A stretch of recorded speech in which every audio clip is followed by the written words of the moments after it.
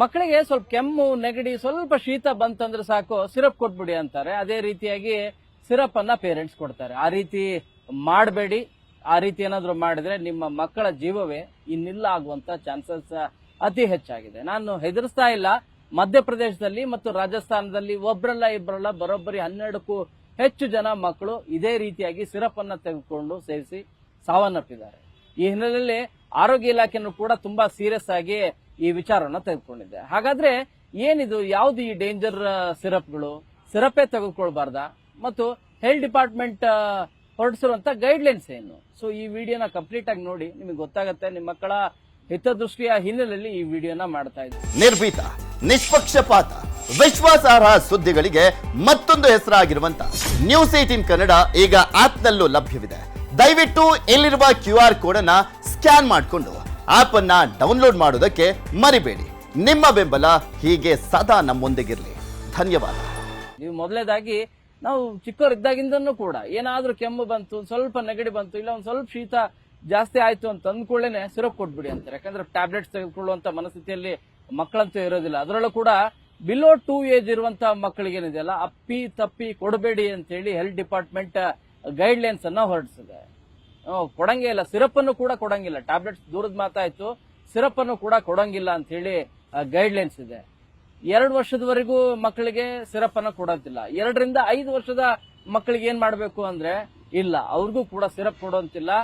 ಏನಾದ್ರೂ ಕೆಮ್ಮು ನೆಗಡಿ ಜಾಸ್ತಿ ಆಯ್ತು ಅಂದ್ರೆ ನೀವು ಹತ್ತಿರದ ವೈದ್ಯರನ್ನ ಭೇಟಿ ಮಾಡಿ, ಅವರ ಡೈರೆಕ್ಷನ್ ತೆಗೆದುಕೊಂಡು ಅವ್ರೇನಾದ್ರೂ ಸಜೆಸ್ಟ್ ಮಾಡಿದ್ರೆ ಮಾತ್ರ, ಅವರು ಕೊಡುವಂತ ಸಜೆಸ್ಟ್ ಮೇಲೆ ನೀವು ಸಿರಪ್ ಅನ್ನ ತೆಗೆದುಕೊಳ್ಬೇಕಾಗತ್ತೆ.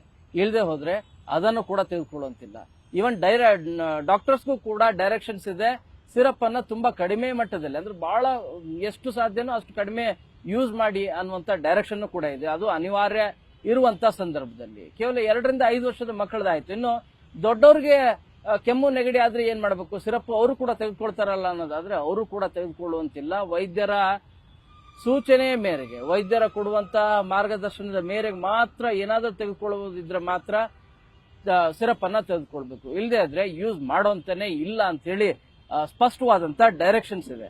ಹಾಗಾದ್ರೆ ಯಾವುದು ಈ ರಾಜಸ್ಥಾನ್ ಮತ್ತು ಮಧ್ಯಪ್ರದೇಶದಲ್ಲಿ ಸಾಕಷ್ಟು ತೊಂದರೆ ಆಗಿರೋದು, ಮಕ್ಕಳು ಸಿರಪ್ ಅನ್ನು ತೆಗೆದುಕೊಂಡು ತೀರೋದ್ರಲ್ಲ ಅಂತ ಅನ್ನೋದಾದ್ರೆ, ಡೆಡ್ಲಿ ಈ ಸಿರಪ್ಗಳು ಯಾವುದು ಅಂದ್ರೆ ಕೋಲ್ಡ್ ಡ್ರಿಂಕ್ಸ್. ನಾವು ಎಲ್ಲ ಬಳಸ್ತಾ ಇದ್ವಿ, ಬಟ್ ನಮ್ಮ ಕರ್ನಾಟಕದಲ್ಲಿ ಇಲ್ಲ ಅಂತ ಹೇಳಿ ಸಚಿವರು ಹೇಳ್ತಾ ಇದ್ದಾರೆ. ಬಟ್ ಕೆಲವು ಕಡೆಗೆ ಇರಬಹುದು, ಅಥವಾ ಆ ಕಾಂಬಿನೇಷನ್ ಕೋಲ್ಡ್ ಡ್ರಿಂಕ್ಸ್ ಇರುವಂತಹ ಸಿರಪ್ ಏನಿದೆ ಅದರ ಕಾಂಬಿನೇಷನ್ ಇರುವಂತಹ ಸಿರಪ್ಗಳನ್ನು ಕೂಡ ಈಗ ಟೆಸ್ಟ್ ಮಾಡ್ತಾ ಇದ್ದಾರೆ. ರಿಸಲ್ಟ್ ಬರಬೇಕಾಗಿದೆ.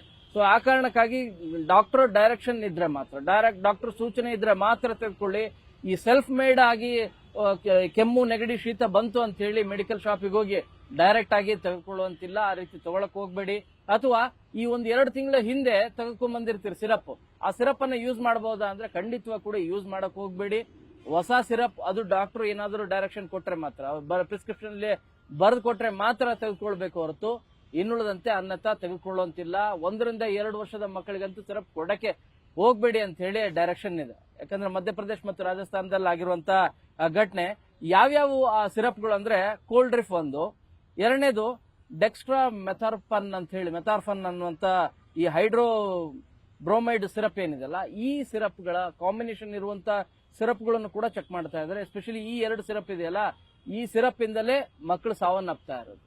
ಸೊ ಇದು ಡೆಡ್ಲಿ ಸಿರಪ್ ಆಗ್ತಾ ಇದೆ. ಆ ಕಾರಣಕ್ಕಾಗಿ ಮಕ್ಕಳ ಪೇರೆಂಟ್ಸ್ ಗಳಿಗೆ ಮನವಿ ಮಾಡ್ಕೊಳ್ತೀವಿ, ದಯಮಾಡಿ ಸಿರಪ್ ಅನ್ನ ವಿತೌಟ್ ಪ್ರಯರ್ ಡಾಕ್ಟರ್ ಪ್ರಿಸ್ಕ್ರಿಪ್ಷನ್ ಇಲ್ಲದೆ ತೆಗೆದುಕೊಳ್ಳುವಂತಿಲ್ಲ ಅಂತ ಹೇಳಿ.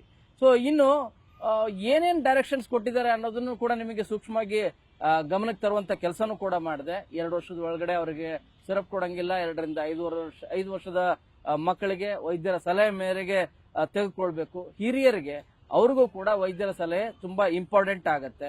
ಸಾಧ್ಯ ಆದಷ್ಟು ಕಡಿಮೆ ಡೋಸ್ಗಳನ್ನ ಬಳಸಿ ಅಂತಾನು ಡೈರೆಕ್ಷನ್ ಇದೆ.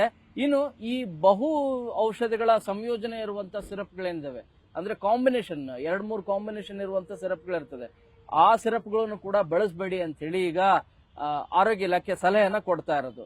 ಮನೆ ಮದ್ದುಗಳನ್ನೇ ಹೆಚ್ಚು ಪ್ರಯಾರಿಟಿ ವೈಸ್ ಆಗಿ ಯೂಸ್ ಮಾಡ್ಕೊಳ್ಳಿ. ಮನೆ ಮದ್ದುಗಳು ಇರ್ತದೆ, ಕೆಮ್ಮಾದ್ರೆ ನೆಗಡಿ ಆದ್ರೆ ಏನೇನು ತೆಗೆದುಕೊಳ್ಬೇಕು ಅಂತ ಹೇಳಿ, ತುಳಸಿಯಿಂದ ಹಿಡಿದು ಎಲ್ಲದೂ ಕೂಡ ಆ ಮನೆ ಮದ್ದುಗಳಿಗೆ ಹೆಚ್ಚು ಮೊದಲು ಪ್ರಯಾರಿಟಿ ಕೊಡಿ. ಮಕ್ಕಳು ಅಂದ ಕೂಡಲೇ ಕೆಮ್ಮು ನೆಗಡಿ ಶೀತ ಲೈಟಾಗಿ ಜ್ವರ ಇದ್ದೇ ಇರ್ತದೆ.